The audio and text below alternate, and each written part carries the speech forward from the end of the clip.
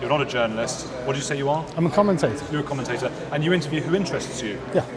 This is a person who is grotesque, and in her grotesquerie, to make up a word, she has dominated the headlines. She's become a huge figure, not just here, but all around the world. Everyone knows who she is. I tell my Argentinian in-laws about, I'm interviewing Bonnie Blue, they know. Those are the kinds of things that, aside from any kind of inadvertent activism in my journalism, those are the things I enjoy. I like the Louis Theroux stuff. I've done 200 interviews now or so for Heretics. A large percentage of them about immigration. Another large percentage of them about trans.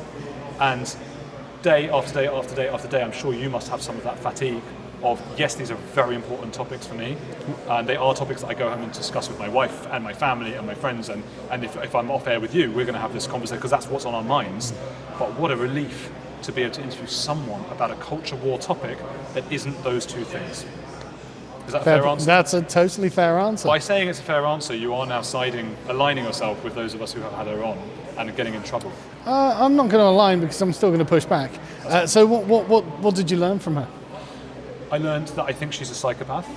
Jesus. Yeah. Okay. Yeah. And also she's someone with a very high opinion of herself, which is one of the signs of psychopathy. Ironic, given her facelift, right? Yes. Well, no one knows her age. She says she's whatever age, She says she's in her 20s. People think she's in her 40s. I don't really care too much. No. I'm fascinated by psychopaths. Again, not just Louis Theroux, but the John Ronson stuff about psychopath spectrum. These are things I never get to discuss on my show. So to go face to face with someone and go, are you a psychopath? Someone I interviewed years ago who I don't believe is a psychopath, was Amanda Knox, the one accused of murdering the Italian woman in her. And I don't think she is a psychopath. But what a thrill it gave me as a journalist to sit in front of her and look eyes into eyes and go, are you a psychopath? Is there anything behind your eyes? I'm in my element doing those kinds of interviews. So I learned I think she is one. She didn't know what psychopathy meant after just lecturing me about how intelligent she is. So that was funny. And I think we did learn as well that something that led her to where she is was potentially not being able to have children, which I think definitely is part of what you talk about, I talk about, and a lot of our friends talk about. This issue we're having, she's kind of a microcosm for an issue around low fertility rates and low rates of having children in this country, and falling into degeneracy and a country that can't work together. So I think she, as a microcosm for that, especially when she gave up that information and showed a weak point there, was to me absolutely fascinating. Sorry to make this all about Bonnie Blue, but I actually find this as a really interesting topic of discussion as well. Exactly. Because so I've seen a bunch of interviews with her in just morbid curiosity, right? And she comes across like what a female version of Andrew Tate would be. Yes. As in, Andrew Tate weaponizes the most destructive and oppressive elements of masculinity in order to become a huge figure. Whereas Bonnie Blue weaponizes the most toxic and destructive elements of femininity. And I saw an interview, she was on Politics Joe the other day, where she said, well, all of the hate I get comes from middle-aged women. I'm like, I bloody bet it does. Yeah. Because they're worried you're going to steal your husband. Where did I get hate from? Middle-aged women for platforming her. Yeah. So there's also the evolutionary theory. She lowers the cost of sex for women. Women, we're talking in stereotypes, of course. We're talking about evolutionary biology, okay, and the jury's still out about those things.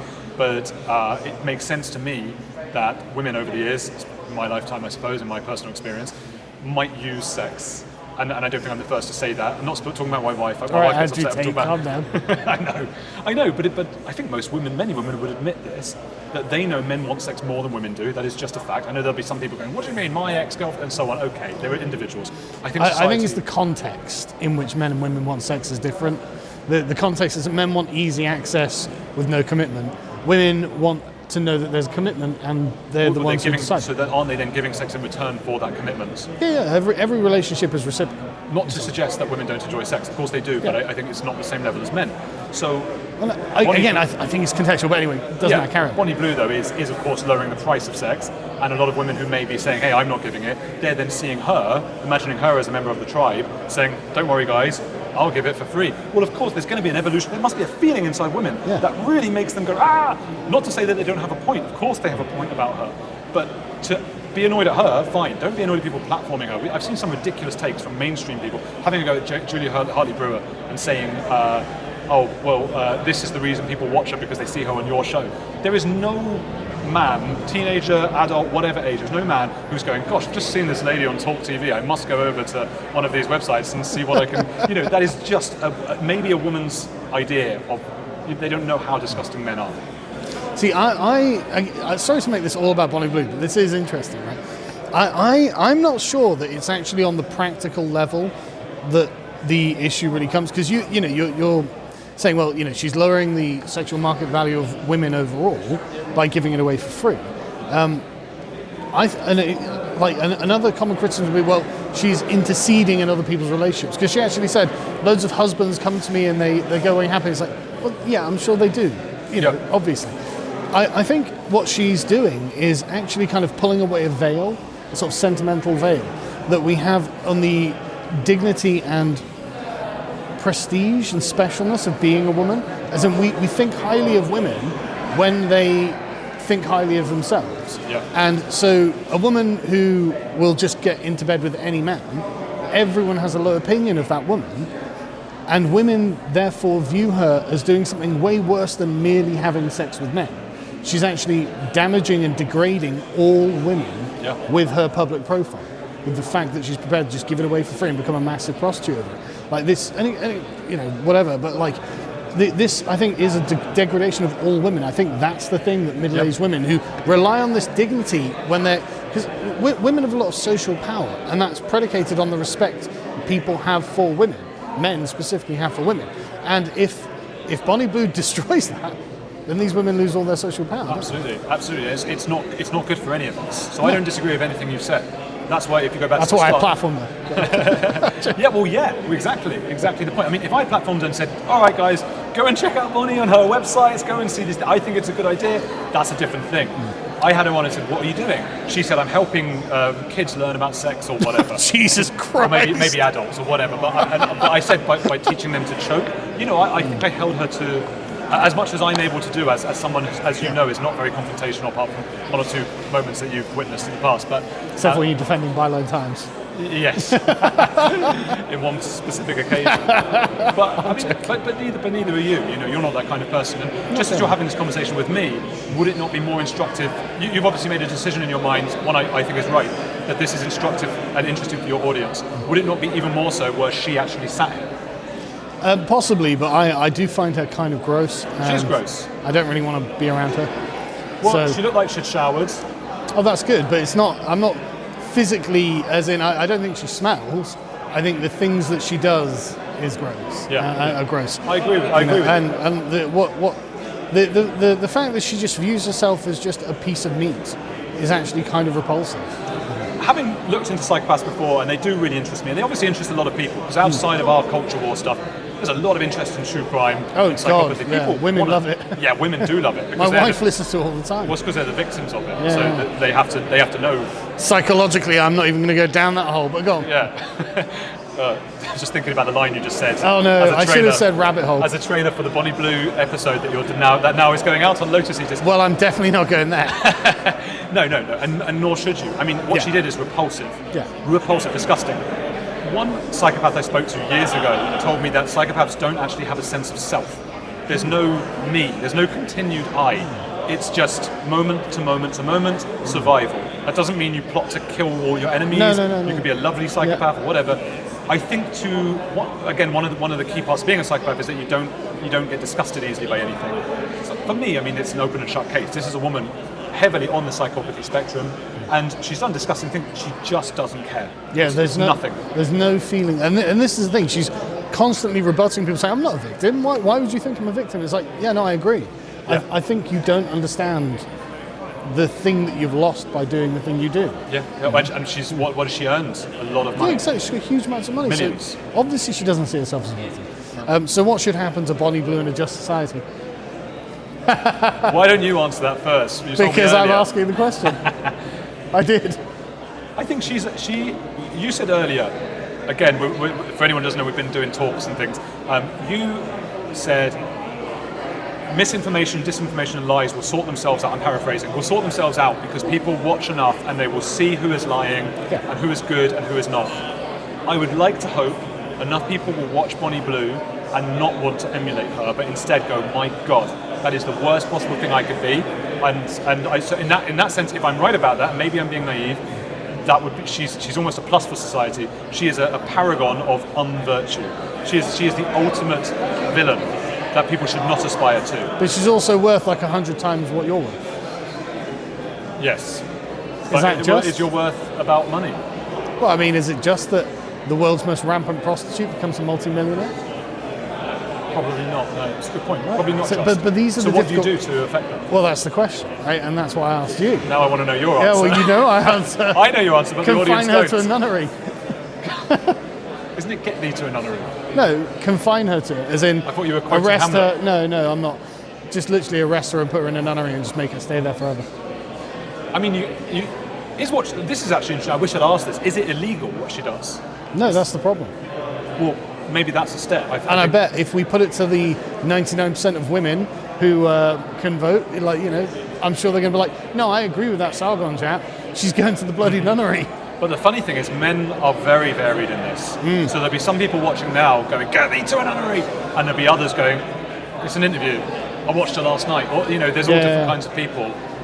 By the way, that's not me saying I watched it last night. That's me doing an impression of a viewer.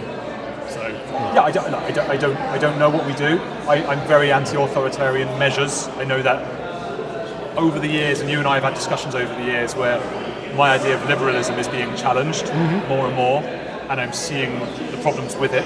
But this is one of those problems, right? So yes, I don't like the concept of authoritarianism either. But if we are completely hands-off and utterly liberal about the thing, then we could end up with a society of ultra-rich Bonnie Blues where actual hard-working men and women who are doing the right thing find themselves with hardly any money. And so Bonnie Blue's in a mansion going, well, look, you've just been a psychopath like me. That's a real problem. Well, first you have to be a psychopath, because I think most women couldn't do what she does, even if they wanted to, because it's the most disgusting thing ever. It's physically awful. So most women couldn't. So is there a real danger, you think? Do you think there's a real danger this would lead to a whole... I don't think every woman or anything like that, but like I think a lot of women will be led down the garden path by her, thinking, oh, I can do this, make lots of money, and then when I'm 30 or whatever, I'll cash out, retire, and get on with my life.